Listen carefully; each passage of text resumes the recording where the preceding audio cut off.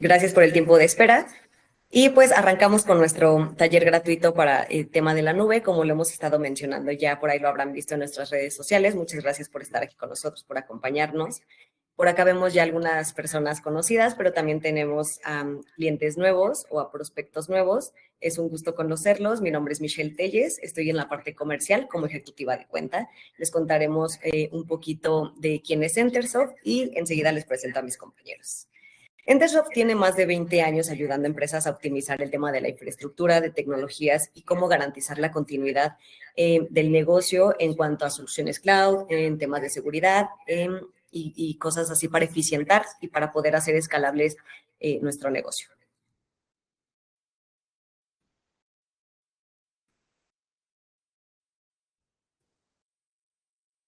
Dame un momentito. Ya cargo, ¿verdad? Ok. Somos una empresa especializada en brindar soluciones y estrategias integrales que protegen, optimizan, que garantizan la continuidad del negocio en sistemas empresariales. Nos aseguramos de que las operaciones sean más seguras, sean eficientes, sean resilientes, combinando la experiencia que tenemos, las tecnologías y la innovación para las organizaciones que trabajan con nosotros para que operen sin interrupciones. Como todos sabemos, pues vivimos en un mundo en el que pasan muchas cosas que están en nuestras manos y otras que no, por lo cual nos enfocamos en nuestro core de negocio, ese tema de la continuidad del negocio, el alta disponibilidad y demás. Las soluciones que integra el portafolio de Entersoft, por mencionarles alguna, no nos vamos a detener como en todo nuestro portafolio, pero queremos manejarlo aquí para que lo tengan presente. Es la consultoría de planes de continuidad de negocio, la consultoría de desarrollo e implementación de estrategias de DRP, los DRP son cloud, también tenemos lo que son backup on cloud, cloud hosting, migraciones as a service, servicios especializados en bases de datos Oracle, y otras tantas. Manejamos algunos fabricantes que son mundialmente reconocidos, como lo es Veeam, Nakivo, OpenText, entre otros.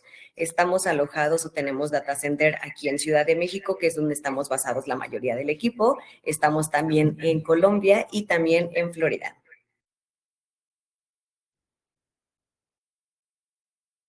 Parte del equipo que se encuentra hoy aquí con nosotros para este taller y que somos los expertos o quienes lideran esta parte del negocio es mi compañera Teresa García, que es nuestra directora comercial, Carlos Santamaría, que es nuestro director de TI y, como les mencionaba, yo en la parte comercial. Así que para lo que gusten, más adelante les dejamos nuestros datos. Es un placer contar con ustedes y poderlos apoyar en lo que sea de aquí en adelante.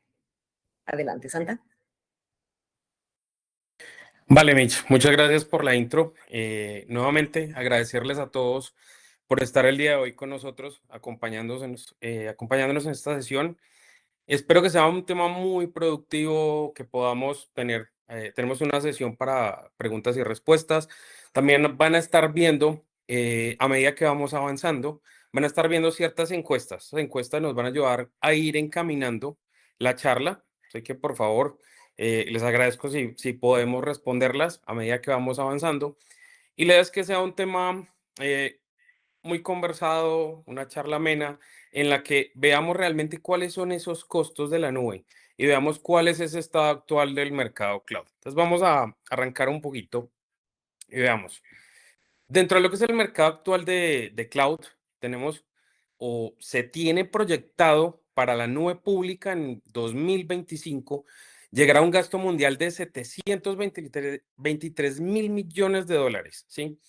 Esto representa lo que es un 21% de crecimiento anual respecto a 2024. Pero, ojo, ustedes me están diciendo, venga, vamos a hablar de los costos en la nube. Entonces, obviamente, Carlos, me estás diciendo que hay mucho gasto, sí, y que también hay un crecimiento anual en la nube, pero del otro lado, tenemos también un 86% de CIOs que están planeando repatriar algunas cargas de trabajo. Ahorita vamos a ir más adelante, vamos a abordar ese concepto de repatriación. Suena un poquito curioso, pero lo vamos a ver más adelante en qué consiste, de qué se trata la repatriación. Como tal, hay otro indicador muy importante que nos dice que el 27% de lo que es el gasto en la nube se desperdicia. Vamos a ver más adelante en los siguientes slides de la charla de qué manera es que se hace ese desperdicio y cómo podemos evitarlo, cómo podemos optimizarlo. De hecho, desde la perspectiva, digamos, de algunas de las nubes, vamos a decirlo, más populares o las más comerciales que nosotros vemos actualmente. Aquí abajo pues tengo citadas algunas de las fuentes de esta información. Entonces, vamos entonces, por favor, a avanzar. Bueno, dentro de los costos que no te cuentan, lamentablemente hace algunos días tuvimos una caída de uno de los gigantes de la nube, no vamos a mencionar nombres, pero realmente fue una afectación que hubo masiva a nivel mundial, puntualmente de un sitio. Entonces, tomé como un pequeño apunte, ¿sí? De este incidente, de lo que se puede ver en las redes sociales y algo puntualmente que habla acerca de los costos. Entonces, voy a proceder a leerlo tal cual. Dice, cómo el incidente del 20 de octubre en US East One nos costó $47,000, ¿sí? En el infierno de reintentos de Lambda. Los que ya trabajan con la nube de AWS, pues conocen lo que es Lambda, donde yo puedo ejecutar código sin necesidad de servidores. Y veamos, por ejemplo, lo que le pasó puntualmente a esta persona o a esta compañía. Dice, esta caída no solo, perdón por la expresión, jodió nuestra aplicación, también dio problemas con la billetera. Nuestras funciones serverless entraron en pánico total, reintentando llamadas fallidas a DynamoDB cada 100 milisegundos durante 3 horas seguidas. Ojo al dato. El daño fue de 847 millones de invocaciones de Lambda a $0.00002 por solicitud. Entonces, cuando lo vemos, de ese lado estamos diciendo, oye, las invocaciones o las solicitudes, pues realmente son muy baratas, pero cuando se vuelven masivas, empezamos a ver costos representativos. Entonces, estos son alrededor de $169 en cargos por solicitud. Pero dice, lo que realmente nos mató fueron los costos de duración de Lambda. Lambda estaba procesando y tuvieron un sobrecosto de $46,100 por las funciones que se agotaban por segundos en cada intento de reintento.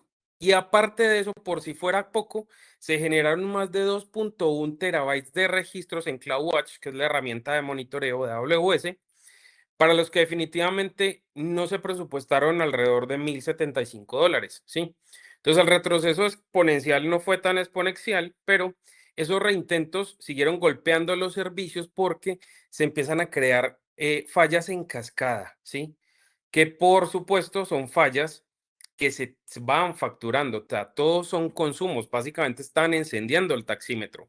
Entonces, cuando tenemos que la capacidad de lectura de DynamoDB se disparó 40 veces lo normal, se desencadena una función de escalado automático. Las personas que utilizan hoy por hoy, o muchos de nuestros clientes que usan nubes, sabemos que el escalamiento automático pues es muy bueno, es genial cuando tengo picos de consumo y que mis clientes y mis servidores requieren esas capacidades, pero cuando se genera un pico de consumo debido, por ejemplo, a un incidente de estos o algo mal configurado, pues obviamente voy a tener disparos como lo que él refiere acá. DynamoDB se disparó 40 veces lo normal y se desencadenó ese escalado automático, ¿sí?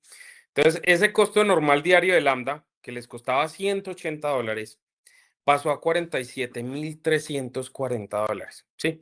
Obviamente, vamos a imaginarnos, no conocemos más qué sucedió de aquí hacia allá. Muy posiblemente montaron un caso de soporte, se empezó a realizar todo el tema de la gestión, pero finalmente estamos hablando de que no es simplemente yo contrato una capacidad, oye, ¿cuánto me vale este recurso? Ah, ok, $200. Sí, pero tenemos que tener en cuenta que hay muchos recursos que no se cobran ni siquiera el costo de consumo por hora, sino por acceso. Y lo vamos a ir viendo más adelante. Otro, otro de los temas que llama mucho la atención, ¿sí? Digamos, es que se exponen como los cimientos frágiles del cloud. De alguna manera nos han vendido de que, oye, es que estamos en la nube, entonces vamos por ahí flotando en un ambiente maravilloso que se llama la nube, pero de alguna manera, pues la nube es finalmente el data center de otra persona o de una compañía que tiene unos fierros muy buenos donde estoy yo corriendo mis cargas de trabajo y estoy resguardando mi información. O sea, finalmente la nube es eso, ¿sí? Es una tecnología que la provee alguien más y que yo estoy aprovechando, digamos, de todo ese tema de crecimiento y esa escala que puedo tener. Entonces, de alguna manera, una de las cosas también que se ve, y lo vemos aquí al lado derecho, uno de los temas que se presentaron con este servicio es que a pesar de que yo tuviera réplicas hacia otras zonas como tal de cloud, finalmente habían unos servicios que dependían de ese site que se llama US East One, ¿sí? Que está en Virginia. Entonces, si ese site no estaba arriba, ni siquiera lo que yo tenía de contingencia funcionaba. Es parte, digamos, de lo que agravó un poquito como toda la situación y generó todo este pánico y, bueno, este revuelo que vivimos el pasado 20 de octubre. Y pues dejamos hasta ahí básicamente como la noticia y pues pasemos a datos un poquito más interesantes. Entonces, ¿qué es lo que los costos no te cuentan? Súper importante, la transferencia de datos. Es uno de los temas que son realmente costosos y que subestimamos muchísimo. O sea, todo lo que es el egress, todo lo que es la salida de datos, bien sea hacia Internet o hacia otro proveedor. Todo el mundo dice, es muy fácil subirse a la nube. Bajarse suele ser un poquito más costoso y es precisamente por estos costos de transferencia de datos. Entonces, no es solamente lo que baja hacia Internet, lo que yo me lleve hacia otro proveedor, sino que básicamente eh, hacer un tema de un respaldo, descargar un respaldo, puede salir realmente muy costoso, más costoso que almacenarlo, ¿sí? Veamos, por ejemplo, mover datos entre regiones o zonas de disponibilidad, ¿sí? Yo voy a hacer una replicación y voy a estar generando cargos adicionales. Si estoy moviendo, estoy en Virginia y me quiero mover a tener una réplica a otro, digamos, dentro de la misma nube, pero en un centro de datos, ¿sí? Que se encuentre del otro lado del país o a lo mejor del otro lado del mundo, pues esa parte de cross region o esas interzonas me van a generar cargos adicionales. También los temas de conectividad híbrida. Sí, tener conectividad por internet funciona muy bien, podemos publicar nuestros servicios. Muchas veces tenemos que integrarnos con servicios que tenemos locales o consumirlos desde nuestra red LAN y ya empezamos a establecer configuraciones de VPN, de ExpressRoute, configuraciones de Direct Connect, dependiendo de la nube que estemos usando. Y esas conexiones dedicadas tienen nuevamente tarifas de puerto más lo que son los usos de datos. Entonces, no perdamos ese tema de vista. También hay impactos a nivel interno, lo que son los grandes volúmenes de logs o de backups, ¿sí? Vamos a hablar entonces de un dato oficial que dice que los hyperscalers, GCP, AWS, Azure, etcétera, cuando nos referimos a ellos, cobran normalmente entre 0.05 y $0.20 por giga para transferir datos fuera de su nube. AWS está alrededor de 0.09 cuando son los primeros 10 teras. Cuando son luego los siguientes 40 teras son 0.085. En Azure nos cuesta 0.087 los primeros 10 teras y 0.083 después de los 40. La diferencia tampoco es muy significativa de uno al otro. En Google Cloud son, por ejemplo, 0.12 dólares por giga el primer tera y 0.11 hasta los 10 gigabytes. Entonces, si hacemos un ejemplo práctico o real, podemos estar hablando de una empresa que tenga que transferir a lo mejor 25 terabytes por mes, tendría que estar pagando alrededor de $2,000 adicionales a la infraestructura que ya tiene solamente en temas de egresos de data. Vamos entonces, almacenamiento, la parte de operaciones y los accesos.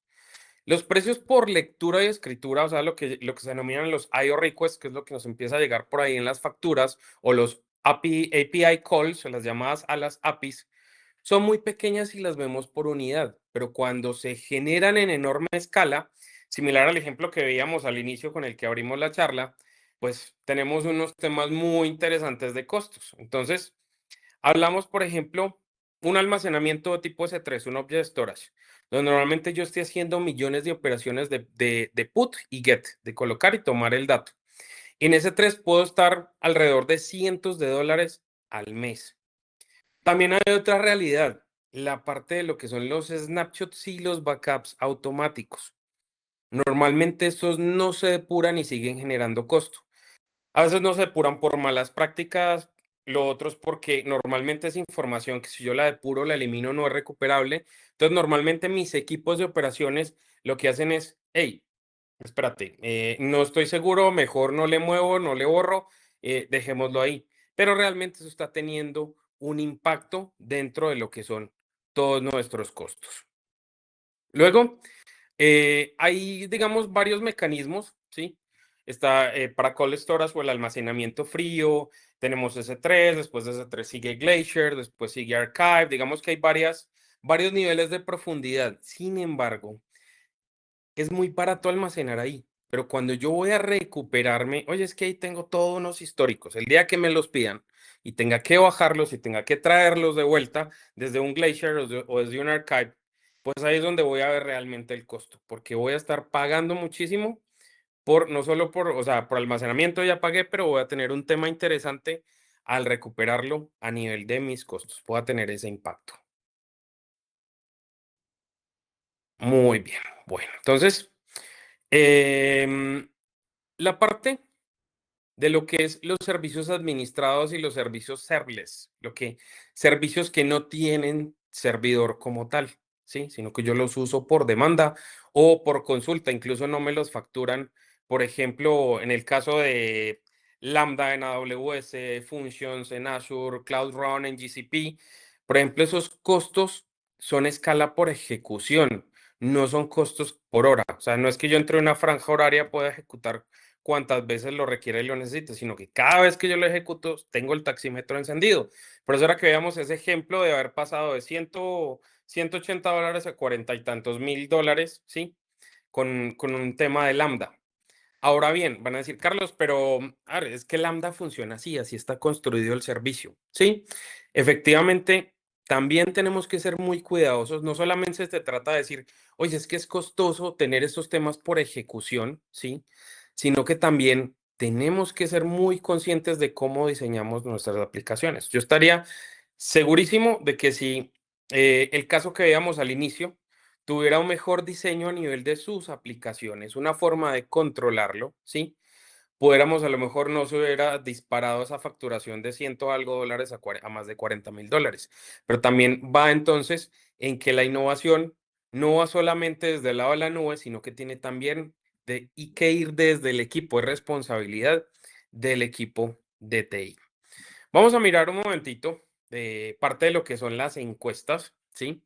Entonces tenemos unos resultados por acá. Tenemos, por ejemplo, que de nuestros asistentes, el 75% está pagando menos de 10.000 dólares en su gasto mensual. El 12% está gastando entre 10.000 y 50.000 y el otro 12% entre 50.000 y 200.000 dólares. Súper interesante en esos resultados. Muchas gracias por responder. Han enfrentado costos inesperados o difíciles de justificar en la nube. Entonces, el 28% nos dice que sí con frecuencia, el otro 28% ocasionalmente, otro 28% rara vez y solo un 14% dice nunca. Por ese 14%, pues genial, tiene una muy buena planeación y vamos a ver que, digamos que la mayoría de lo que estamos viendo todo el tiempo es que efectivamente sí se están generando costos adicionales. Miremos entonces de lo siguiente, ¿cuáles de los siguientes costos ocultos cree usted que le están impactando su presupuesto? Sí. Bueno, aquí todavía no, esa la vamos a lanzar ahorita, esa está pendiente, ¿cierto?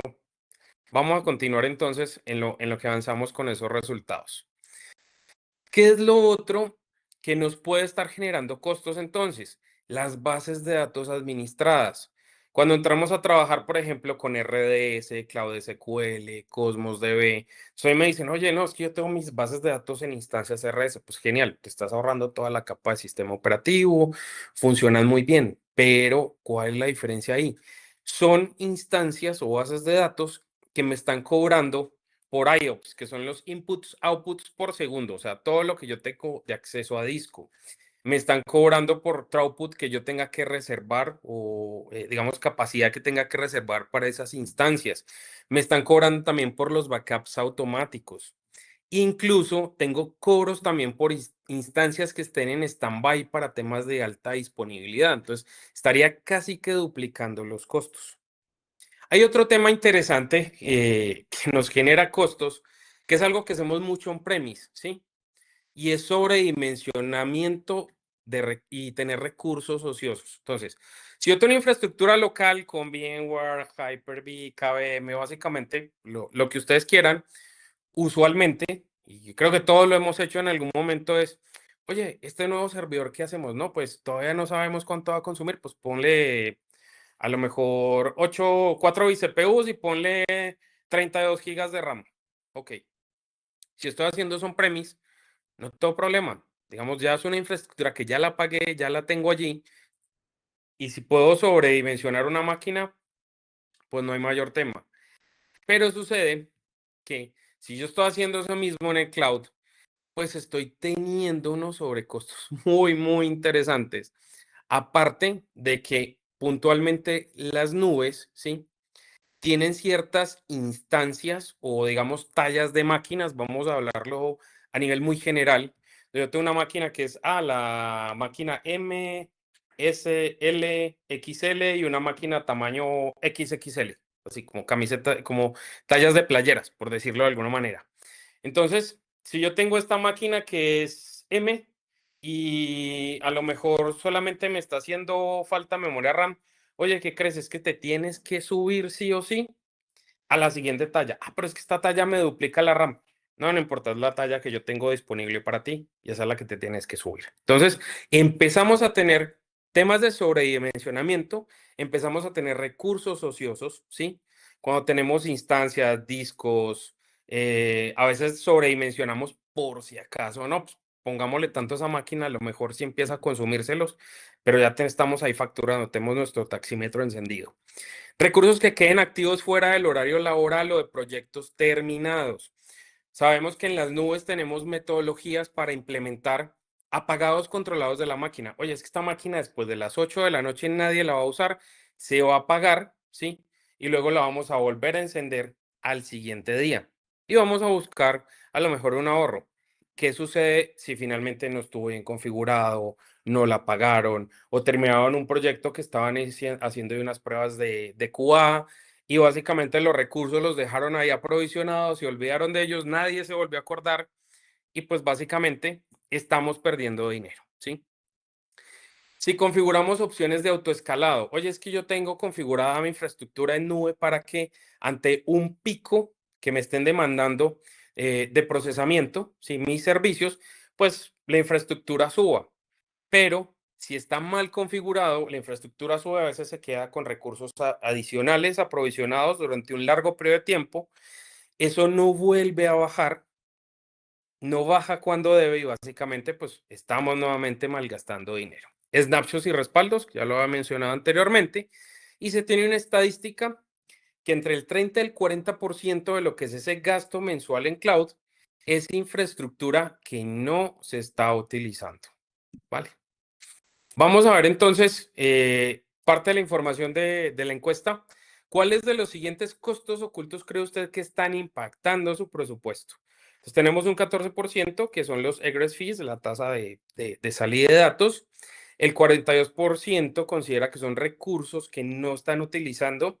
El otro 42% es que tienen sobreaprovisionamiento de recursos. El 14% tienen costos en llamados de API, de APIs, ¿sí? El otro 28% snapshot y backups olvidados o que los dejamos ahí por si acaso y les perdimos la pista. Licencias de software en la nube, un 14% y otro 14%. Planes de soporte premium que a lo mejor ni siquiera los estamos utilizando o los estamos aprovechando. Entonces, bueno, vamos a continuar. Tenemos también otros costos adicionales interesantes. Todo lo que es la parte de seguridad, monitoreo, todo lo que es cumplimiento. Entonces, a muchos nos van a sonar plataformas como CloudTrail, CloudWatch, Azure Monitor, Stackdriver. Realmente son plataformas que básicamente son gestión y monitoreo pero que me están cobrando por todo lo que son los logs. Mitch, disculpa, creo que se me saltó el slide. Ay, gracias. Muy bien. Entonces, todos estos logs, estas métricas, pues se tienen que configurar, se tiene que configurar una retención y pues básicamente son costos adicionales que a lo mejor tampoco contemplamos de entrada. Toda la parte de gestión de identidades, tener por ejemplo un Azure AD Premium asociado a mi cuenta de Azure, pues obviamente me va a agregar temas de licenciamientos adicionales, toda la parte de gestión de accesos, escaneos de vulnerabilidades o tener herramientas de compliance, pues hacen API calls, sí, hacen conexiones y pues van a tener también costos por ocupar recursos.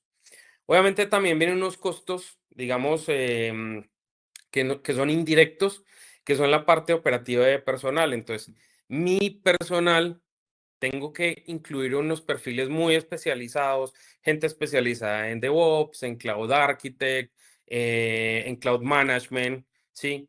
Voy a pasar también haciendo horas de gestión de incidentes, optimización, hacer seguimiento del gasto, porque sí o sí tengo que hacerlo. Ahorita vamos a hablar un poquito más acerca de eso. Voy a tener dependencia de ecosistemas cerrados, lo que se llama el lock-in, ¿sí? Entonces, encarece migrar o salir. Oye, es que yo estoy utilizando Lambda y me quiero cambiar a otro proveedor. Bueno, tengo que ver cómo voy a reemplazar un Lambda con otro proveedor o si me voy a un premise. Obviamente hay opciones, pero eso dificulta un poquito que yo me pueda salir de ahí de esa nube. Oye, es que toda mi seguridad la estoy gestionando con Azure AD. Si yo me quiero cambiar de nube o moverme, pues se me va a complicar volver y poder preservar todos esos temas de accesos y configuraciones de seguridad que yo ya tenía, ¿sí? La parte de licencias y suscripciones, si bien hay algunos planes que te dicen bring your own license, traiga su propia licencia y miremos a ver qué hacemos, ¿sí? Hay licencias ocultas en instancias de marketplace, entonces yo agarro y encuentro un producto muy interesante en el marketplace, lo activo, lo aplico, lo levanto en mi nube y básicamente por debajo ya me empiezan a cobrar luego un licenciamiento, ¿sí? De ese servicio que yo aprovisioné desde el marketplace. O a veces hay paquetes de bases de datos o sistemas operativos que tienen licencias embebidas que pueden ser más caros. A lo mejor un paquete de Windows Server más un SQL, un SQL en Azure, no puede salir más caro que tener el server y tener el servidor adicional. Bueno, pueden haber muchos casos variables, pero vamos a tener ahí muchas oportunidades de mejora en cuanto a esos costos. Muy bien. Entonces, el vendor locking, que ya lo mencionaba ahora, son APIs que son propietarias que me dificultan la migración. Entonces, básicamente me estoy atando a esa nube. Estos servicios que tengo aquí no los encuentro en otro lado. Es muy difícil que yo los emule o los pueda migrar, ¿sí? Créanme, no es imposible, lo hemos hecho muchísimas veces, ¿sí? Pero realmente esos servicios específicos del proveedor y aparte de tener costos de reentrenamiento del personal. Entonces, después de ver todo eso, encontramos que hay 94% de empresas que ya están moviendo cargas de trabajo de vuelta a on-premise.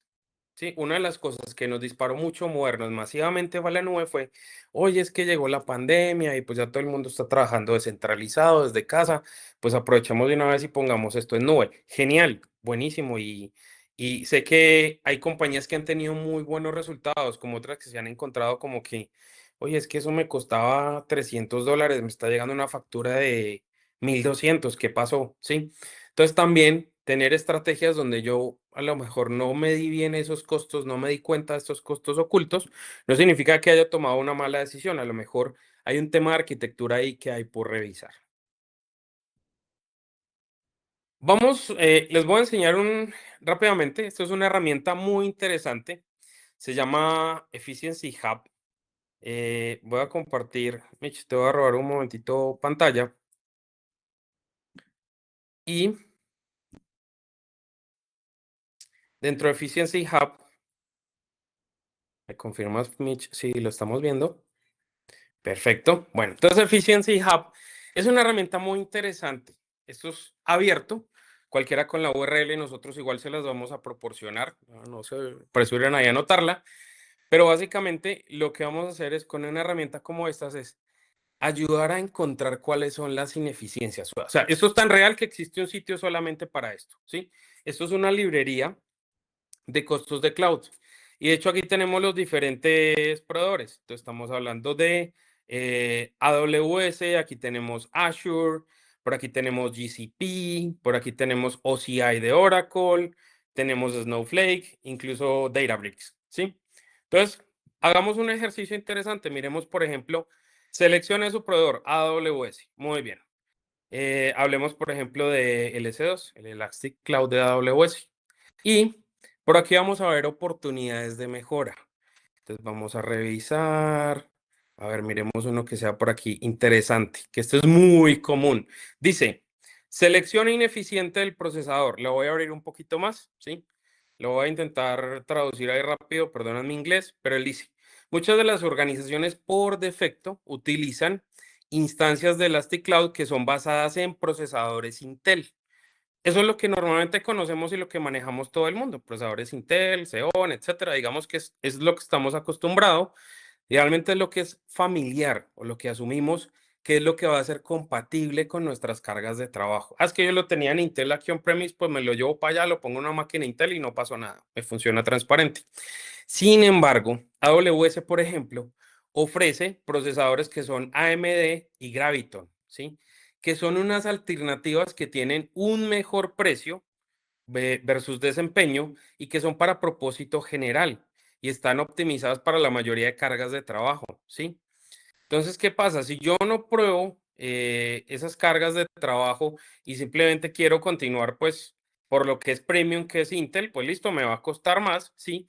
Sin embargo, es interesante que nos tomemos el trabajo de revisar esta parte. Entonces, aquí, por ejemplo, nos especifica a dónde está impactando, ¿sí? Son instancias que son que se pagan en uso por segundo en las Linux o, por ejemplo, que se paga por hora de uso en lo que son las Windows, ¿sí? Y pues hay diferentes arquitecturas, Intel, AMD, Graviton, ¿cómo las puedo detectar? Entonces, busco, por ejemplo, instancias que yo tenga que estén trabajando basadas en Intel, ¿sí? Identifico cuáles son mis aplicaciones de propósito general. Oye, una IIS tranquilamente me va a correr en una AMD, un Apache. O sea, no necesariamente va a tener que ponerlo en un procesador Intel, ¿sí? Y luego, después de chequear esa arquitectura, ¿sí? Puedo hacer un benchmark, mirar esas cargas representativas y cómo las puedo balancear o moverlas a diferentes tipos o instancias con otros procesadores. De hecho, aquí siempre se adiciona una documentación relevante. Vamos a verla aquí en una pestaña nueva. Entonces, aquí, por ejemplo, me dice, oye, procesadores AWS de Graviton, ¿sí? Obtenga el mejor precio y rendimiento para esas cargas de trabajo en la nube que se ejecutan en Amazon Elastic Cloud. Entonces, es una familia de procesadores diseñada para ofrecer mejor precio y rendimiento para cargas de trabajo en la nube que se ejecutan en Elastic Cloud. Entonces, aquí empezamos a ver cómo temas de rentabilidad, cómo reducir huella de carbono y tenemos incluso información adicional de cuáles son ese tipo de instancias que me van a funcionar muy bien y están creadas para qué y para qué tipo de cargas de trabajo. Si son para uso general, si están optimizadas para temas de informática, si están optimizadas para trabajar temas in memory o en memoria, si son optimizadas para almacenamiento o informática acelerada. Entonces, de hecho, el mismo Amazon pues tiene esta información, obviamente es de acceso público, pero muchas veces no somos conscientes o no vamos a ver este tipo de contenido así de esa manera tan transparente, ¿sí? Vámonos, por ejemplo, vamos a otro ejemplo. Miremos la parte de storage, por ejemplo, S3, que es algo muy común, ¿sí? Entonces, Gateway, listo. Por ejemplo, llamadas excesivas a las APIs en S3 o, por ejemplo, buckets inactivos. Entonces, normalmente, como S3 realmente es económico para almacenamiento, a veces creamos buckets y buckets dentro de S3 y guardamos, y después pues nos olvidamos de lo que había realmente allá, ¿sí? Entonces, obviamente, los buckets de S3 normalmente están ahí y persisten después de que se terminen proyectos o cargas de trabajo que hayan sido incluso retiradas. Yo iba a bajar las máquinas, pero todo lo que se guardaba en S3 allá se nos quedó. A todos nos ha pasado, incluyéndome, ¿sí? Entonces, cuando esos buckets, ¿sí? Ya no se leen, ya no se escribe, y de alguna manera la información que tenemos ahí no se requiere ni siquiera para temas de compliance o para propósitos de backup o de retención, pues representa un costo, ¿sí? Y ese costo, pues, es lo que vamos a tener esos buckets que están ahí desocupados, simplemente ocupando espacio. Entonces, hay unos tips para cómo identificar esos buckets, revisar cómo están. Por ejemplo, yo no borro un bucket de entrada, sino que voy y le quito todos los permisos.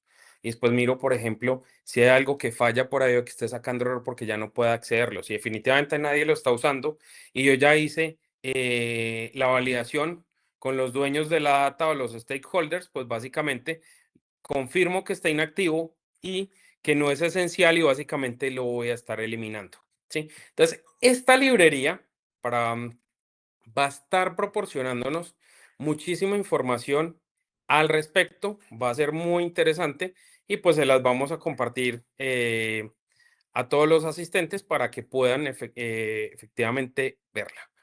Entonces, regresamos acá.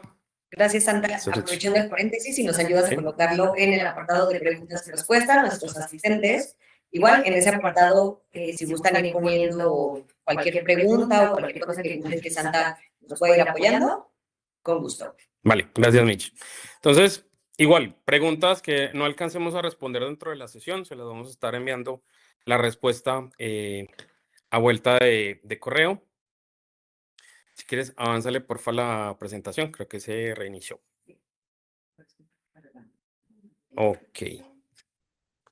Vamos a mirar entonces las encuestas, a ver. Tenemos costos ocultos, ok. Ahorita vamos a lanzar los otras más. Bueno, gracias, Mitch. Entonces, continuemos aquí. Tema de repatriación de la nube. Súper, súper interesante. Suena muy particular el término. Cuando me hablaron de repatriación, nos imagino otras cosas, hasta rollos migratorios, sí, y muy políticos, pero finalmente esa repatriación de la nube o el cloud repatriation es un proceso de migrar esas cargas de trabajo o esos datos o aplicaciones que estaban en esa nube pública, nuevamente AWS, Azure, Google Cloud, OCI, etcétera, de regreso a una infraestructura local, on-premise, que es lo que denominamos, o a alguna nube privada, ¿sí? Entonces, en palabras simples, lo que hacemos es traer de vuelta a casa todo lo que alguna vez nos llevamos para la nube. Miremos unos ejemplos muy claros. Una empresa que de comercio electrónico mueve su base de datos crítica de AWS RDS, que a lo mejor allí ya le estaban cobrando por temas de IOPS, se le incrementó mucho el costo y pues básicamente decidió regresarse a servidores locales con Oracle o con SQL Server por temas de costos y latencia, que es otra de los motivos. Un gobierno, por ejemplo, puede traer sus aplicaciones de Azure a su propio centro de datos por razones de soberanía, ¿sí? Soberanía de los mismos datos. Una compañía que adopte un modelo híbrido, por ejemplo, manteniendo servicios en la nube, correo, colaboración y repatriando solo los sistemas de misión crítica. Súper importante. Carlos, entonces tú nos estás diciendo que es que nosotros debemos traernos todo lo de la nube. Oye, no, hay cosas que de alguna manera, y esto es una opinión personal, no generan valor traerlas de la nube. ¿A qué me refiero? Carlos, es que yo tengo N mil buzones, tengo 500 buzones en Office 365, tengo SharePoint, tengo OneDrive. Tú me estás diciendo que yo entonces me baje son premise y me lo traiga para acá y pelee con servidores de Exchange, con una organización de Exchange, la mantenga sincronizada. No, hay cosas que realmente funcionan muy bien en la nube y pues ahí básicamente tenemos unos costos fijos. Yo particularmente todo lo que tuviera en Office 365, por ejemplo, o lo que tuviera en una suscripción de Google, básicamente yo no me lo voy a regresar de nuevo, ¿sí? O sea, no lo voy a traer, no es algo que sea realmente de mi interés hacerlo y tampoco sería práctico, ¿sí? Entonces, obviamente esto no va a aplicar para todo, pero sí hay que tener muy en cuenta todos esos sistemas que son de misión crítica como tal. Vamos a hablar un poquito de casos de éxito de repatriación. Carlos, ¿cómo hacía? A ver, entonces, usted me está diciendo que yo haga repatriación, pero ¿quién más ha hecho eso? Entonces vamos a conversar. Hay una compañía que se llama 37 Signals, que ellos tienen unas herramientas que son SaaS de colaboración y para gestión de proyectos. Ellos básicamente tienen unos productos que se llama Basecamp y otra que es Hey. Ellos han logrado 10 millones de dólares en ahorros. ¿Cuál fue la historia? Gastaban en 2022 3.2 millones de dólares al año en AWS. Iniciaron en 2023 una migración. Se compraron unos fierros, unas infraestructura de él, ¿sí? La colocaron en un data center, en un colocation y redujeron los costos de 3.2 millones a 1.3 millones de dólares por año. Ahora lo que están haciendo en 2025 es que están proyectando unos ahorros totales de alrededor de 10 millones de dólares en 5 años. En detalles técnicos que hicieron, migraron 7 aplicaciones que tenían cloud, mantuvieron el mismo equipo técnico de 10 personas, usaron colocation con un data center que se llama Deft, desarrollaron Camal para temas de deployment y van a mantener alrededor de 10 petabytes en S3 hasta verano 2025. O sea, ahorita ya deberían estar haciendo ese cambio de vuelta de empezar a bajar lo que estaba en S3, ¿sí? ¿Cuáles han sido entonces los resultados? Ahorros anuales de 2 millones, un ROI con un hardware que se lo pagaron en menos de un año, tienen mejor performance, una latencia y tienen muy buen control. Veamos otro caso interesante. Geico. Geico es una de las mayores aseguradoras en Estados Unidos, puntualmente de lo que son vehículos, ¿sí? Entonces, Geico tenía un gasto de 300 millones y se fueron a un tema de repatriación masiva. En 2014 iniciaron migración a la nube. En 2020 tenían el 80% de las cargas de trabajo en nube. En 2021 estaban gastando más de 300 millones de dólares al año en 8 proveedores cloud, digamos que tenían todo distribuido. Problemas se encontraron 2.5 veces el costo, la confiabilidad empeoró, tenían muchas dependencias, muchas nubes mezcladas, esa complejidad de gestión de 8 clouds, ya tenían temas de compliance y requisitos regulatorios, puntualmente estatales, lo que les exige al gobierno que eran difícil de cumplir, y pues básicamente lo que estuvieron viendo fue que tenían que implementar una solución de hardware, ¿sí? Un OCP con OpenStack, utilizaron Kubernetes on-premise y un almacenamiento masivo local para cumplir todas estas regulaciones. Luego, hay otro caso, creo que este no necesita presentación, pues Dropbox es una compañía especializada en temas de almacenamiento y sincronización de datos. Y Dropbox, pues, ha ahorrado hasta el momento 74.6 millones de dólares. ¿Qué hizo Dropbox en 2015? Ellos iniciaron un proyecto que se llama Magic Pocket. Magic es básicamente porque en un bolsillo, pues tú puedes guardar lo que quieras y lo puedes sacar en cualquier momento. Y migraron entre 2016 y 2017 el 90% de los datos de AWS S3. Ellos utilizaban Object Storage. Reportaron en 2018 que han tenido unos ahorros de 74.6 millones de dólares en esos 2 años. Pero ¿qué fue lo que hicieron? Entonces construyeron una infraestructura personalizada para más de 500 petabytes. Todavía mantienen un 10% en AWS en algunas regiones específicas y mantienen una disponibilidad del 99.99. Ahorita están, digamos, el total ahorrado han sido 74.6 millones de dólares en 2 años. Por último, tenemos otro caso de repatriación, que es de Hrefs. Hrefs es una plataforma SEO que nos sirve para optimizar todo el tema de los sitios web y lo que es la parte de búsquedas en Internet con nuestros sites. Y básicamente ellos tienen 400 millones de dólares que no se gastaron. ¿Cómo así? En 2020 se evaluaron migrar a AWS. Tenían un costo proyectado en AWS de 448 millones de dólares por 2.5 años. ¿Qué sucedió? El costo real on-premise tuvieron que invertir 40 millones de dólares, un total de 850 servidores, se ahorraron 408 millones de dólares, ¿sí? ¿Cuál fue el análisis? Hicieron un análisis financiero donde dijeron, a ver, es que los ingresos de la compañía en 3 años son 257 millones de dólares. Si se hubieran ido a la nube, ni siquiera serían rentables, ¿sí? Entonces tenían un factor de costo cloud que es de 11.3 veces más caro para su caso. De hecho, el líder de data center cita así, está en internet, Hrefs ni siquiera sería rentable o existiría si los productos estuvieran 100% en AWS. Entonces, caso muy, muy interesante.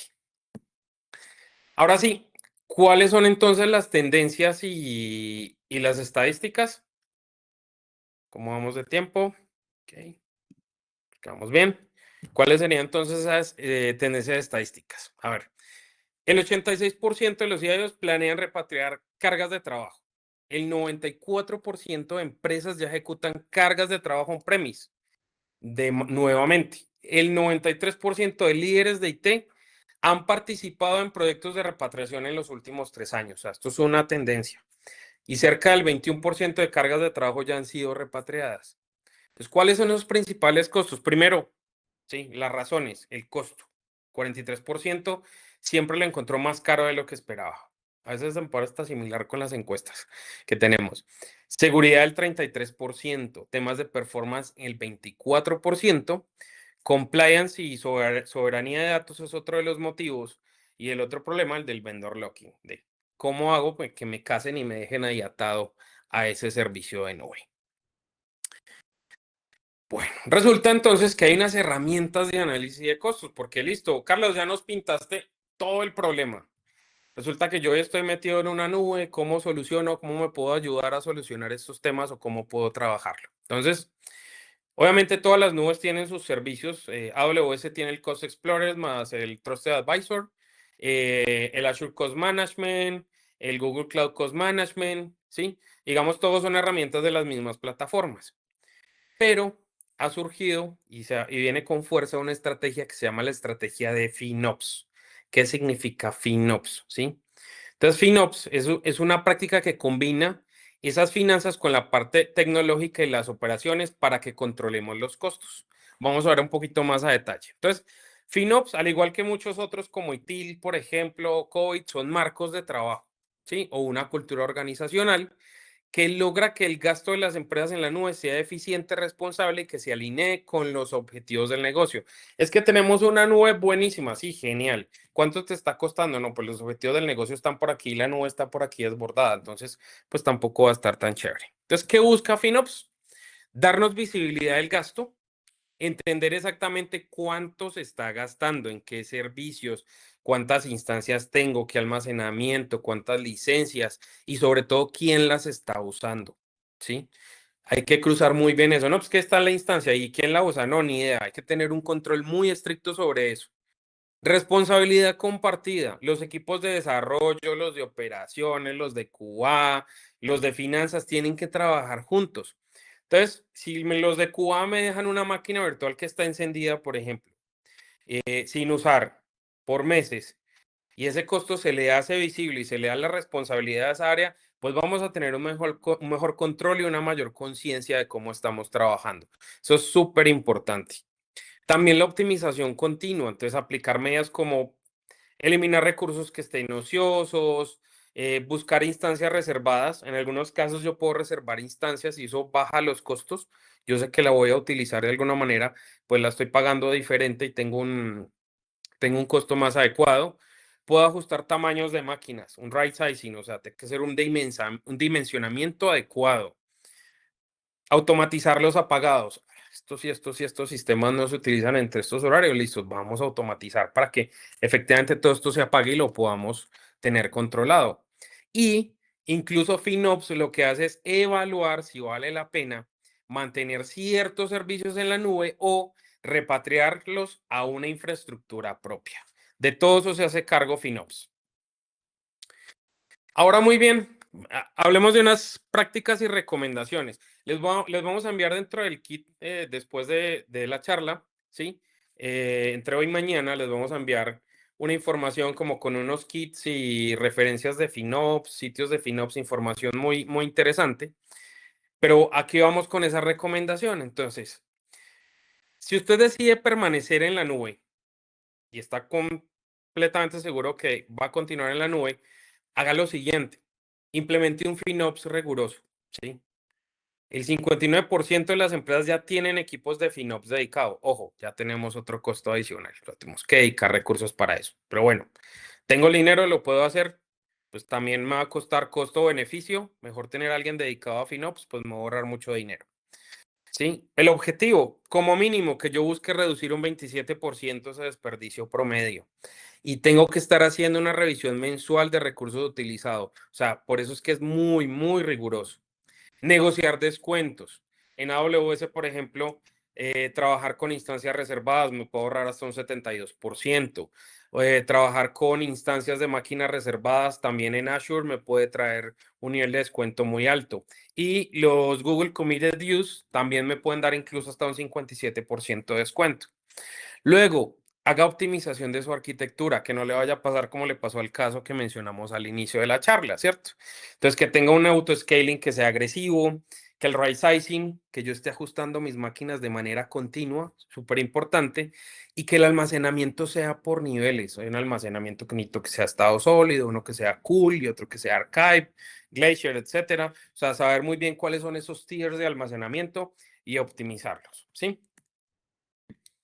Ahora bien, si has considerado o estás considerando repatriación, ¿qué se recomienda? Uno, tener todo lo que es el frontend y los famosos Content Delivery Network, ¿sí? En cloud. Temas que son muy básicos, muy sencillos.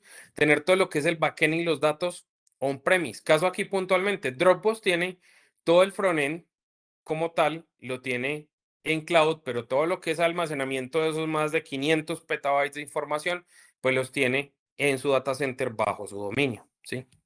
Busque, por ejemplo, hacer temas de disaster recovery on cloud, que por supuesto, si en algún momento lo requieren, con mucho gusto en Entersoft podemos apoyarlos con esa iniciativa. También hacer implementaciones de desarrollo y testing sobre nube. Sí, pueden ser interesantes porque no son cargas permanentes, sino que utilizo por demanda. No tengo que esperar a que me lleguen los fierros, aprovisiono todo muy rápido y sin problemas. Hay unas tecnologías que son claves si yo quiero repatriar. Implemente Kubernetes para orquestación. Puedo utilizar OpenStack para nube privada, Prosmox para virtualizar, CEP o Mina.io para hacer almacenamiento de tipo Object Storage. Hay infinidad de herramientas con las que podemos trabajar para poder hacer una repatriación muy, muy exitosa. Incluso, Carlos, pero es que eso suena muy bien, pero yo ni siquiera tengo un centro de datos, no tengo infraestructura. Puedes utilizar proveedores de colocation, ¿sí? O infraestructura como servicio, como Entersoft, para que podamos hacerlo. Nosotros podemos guiarlos, podemos crear un proyecto a la medida y ayudarlos a traer y hacer esa repatriación de una manera muy, muy exitosa. Ahora, conclusiones clave. Entonces, ¿qué punto nos podemos llevar ahorita para la casa, para la oficina, donde estemos? A ver, el cloud no se trata, digamos, la charla no se trata de satanizar o hablar mal del cloud. Por supuesto que no. Vamos a hablar es que primero, el cloud no siempre es más barato, ¿sí? Especialmente empresas medianas que tengan cargas estables o muy predecibles. Oye, es que yo sé que el comportamiento, mis cargas son muy estables, son muy predecibles, yo sé cuándo tengo mis picos, etcétera. Está bien, ¿sí? Cuando yo tengo de alguna manera compañías que esas cargas son muy volátiles, se disparan de una manera loca, oye, lo tuyo es el cloud, ¿sí? Quédate allá. No te vayas a traer eso para acá porque vas a estar limitado en recursos, pero si tus cargas son predecibles, te las puedes traer tranquilamente a hacer una repatriación. Los costos ocultos son reales, ya ustedes nos comentaron incluso en las encuestas, ¿sí? Los egress fees, los storage API calls, se pueden duplicar y hasta triplicar presupuestos. La repatriación es una tendencia creciente, o sea, esto no es nuevo, no serían los únicos. Lo híbrido es el futuro, no es cloud, no es on-premise, no se trata de ver cuál es mejor, incluso puede ser cloud, ¿sí? Y on-premise, puede ser una arquitectura híbrida, que sería algo mucho más sabio. Que tengamos ROI medibles, casos documentados y hacer ejercicios de calcular cuánto nos costaría un on-premise o un híbrido. Y pues no hacer un ejercicio como estos podría llegar a ser una negligencia financiera. Ya finalizando, entonces, ¿cuáles serían unas preguntas frecuentes? Es que no es muy riesgoso salirme de la nube. A ver, el real riesgo aquí es no evaluar las opciones, ¿sí? El 93% de empresas ya lo han hecho y han hecho algún tipo de repatriación de manera exitosa. Entonces, no tendría por qué tener miedo y pues ahí en esa parte nosotros podemos apoyarlos. ¿Qué pasa con la escalabilidad? Entonces, escalabilidad, lo que decía, picos predecibles, on-premise o híbrido. Para una variabilidad extrema, el cloud sigue siendo la mejor opción. Tengan muchos en cuenta. O sea, no estamos hablando mal. La innovación y la agilidad, Kubernetes, tecnologías, Cloud Native, funcionan tanto también en la nube como funcionan on-premise. Es que si yo me salgo a AWS ya no voy a innovar. No, la innovación no tiene que venir del equipo de trabajo, de nuestros ingenieros. No puede ser responsabilidad del proveedor. Eso es importante. ¿Necesito un data center propio? No. La colocación puede ser algo que tiene lo mejor de ambos mundos, controlar el hardware sin, digamos, tener toda la gestión o tener que preocupar por el mismo data center en sí. Sí, y reitero, podemos apoyarlos con esa parte desde Entersoft. Y pues, ¿cuánto tiempo toma una migración? 37 Signals en 6 meses, Gecko, sí, está en segundo año, Dropbox le tomó alrededor de 2 años, va a tener mucho de la complejidad, pero si alguien con 500 petabytes de información, como Dropbox lo hizo, pues no va a ser para nada difícil. Aparte, nosotros también tenemos casos de éxito muy interesantes con temas de repatriación. Ahora sí, Mitch, adelante. Muchas gracias, Sandra. Y tal cual, chicos, como lo comentó pues Carlos, el tema de este taller pues es que puedan evaluar si es que están en alguno de estos rangos en cuanto a costo-beneficio, en cuanto a si estamos gastando más de lo que realmente ocupamos. Entonces, como parte de un beneficio que tenemos hoy, queremos regalar 3 gift cards. Esto va a hacer a través de un pequeño cuestionario para que nos ayuden, por favor. Son todas de Starbucks. Entonces, Tere, si nos ayudas, por favor, para que puedan participar.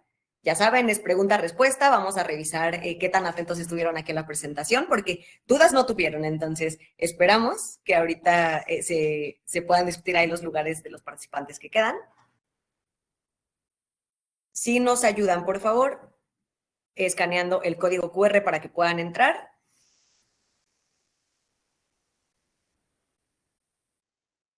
Vamos ahí unos segunditos para que se vayan sumando.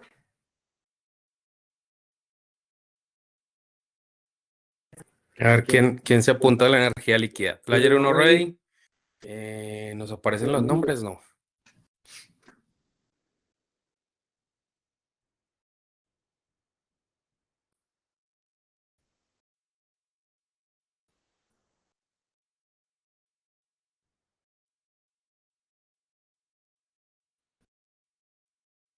Tenemos 4. A ver Esperemos quién más se nos que suma. sumen.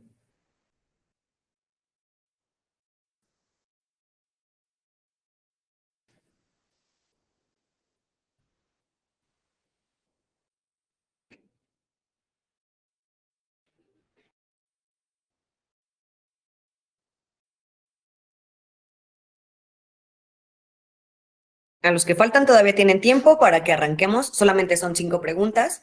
Es un martes de examen, pero fácil. No lo pusimos tan complicado, así que súmense, por favor.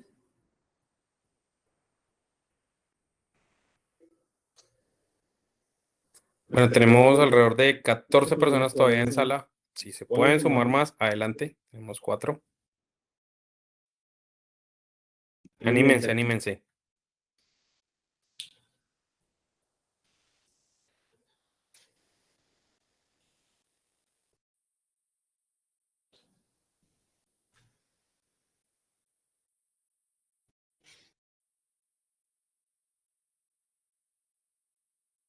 Igual si tienen alguna dificultad, lo pueden colocar en chat de preguntas y respuestas. Ya van 5, muy bien.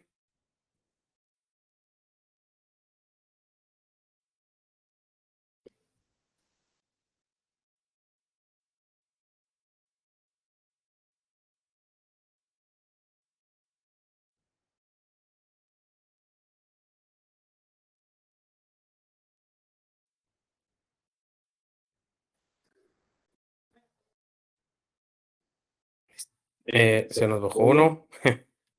No sé si hay algún tema ahí con la conexión. Si en el chat de preguntas y respuestas a nuestros asistentes nos pueden confirmar que está ok, porque vemos que como que se conectan y reconectan. Nos aparece que hay 5 jugadores en línea. Entonces, Tere, adelante con los que estamos.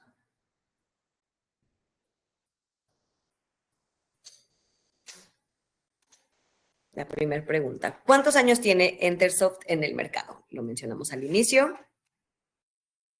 No se vale la respuesta de pues, yo que los conozco de hace tanto. No. Es la respuesta original. Veamos. Pusieron atención en la primera.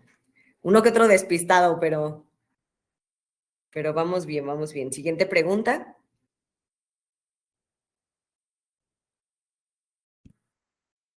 Correcto, fueron 20 años. Correcto, 20.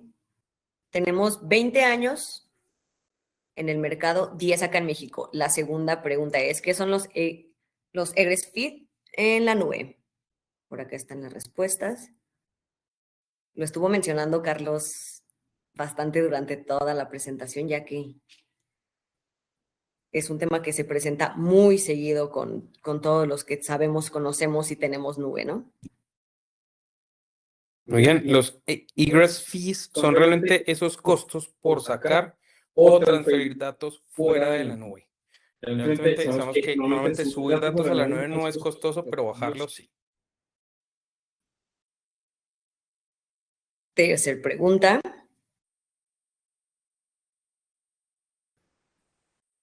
¿Qué se considera cloud waste o desperdicio en la nube?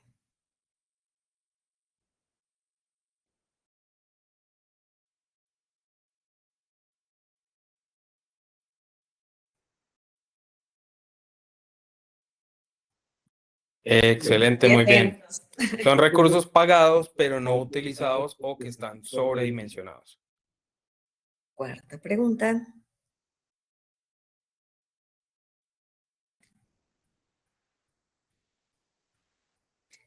Por acá Miguel Ángel nos dice que sí vamos a compartir. Sí, se va a mandar el video y todo lo que Carlos nos presentó, ¿vale? Así como los links que pueden utilizar y demás.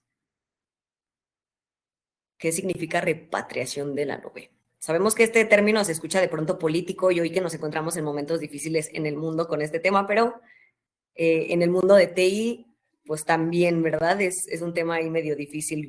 Nos afecta, yo creo que a todas las áreas de las empresas. Perfecto, contestado. Última pregunta.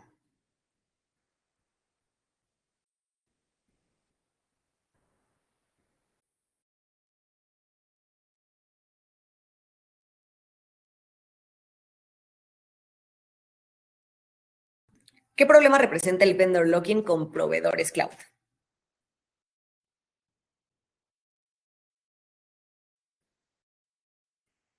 Excelente, muy bien. ¿Te quedas atrapado con un proveedor que es muy difícil o que es costoso de cambiar? Perfecto. Veamos.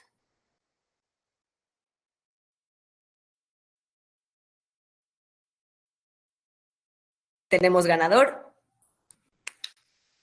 Erwin Leonardo se llevó el primer lugar. Entonces, vamos a contactar a los 3 primeros lugares para que se lleven estas gift cards de Starbucks de parte de Entersoft. Por favor, si nos regalan acá en el chat de preguntas, ¿alguna otra cuestión? Tenemos a Gustavo en segundo lugar. En segundo lugar. Y tercero creo que era Axel. Axel Hernández.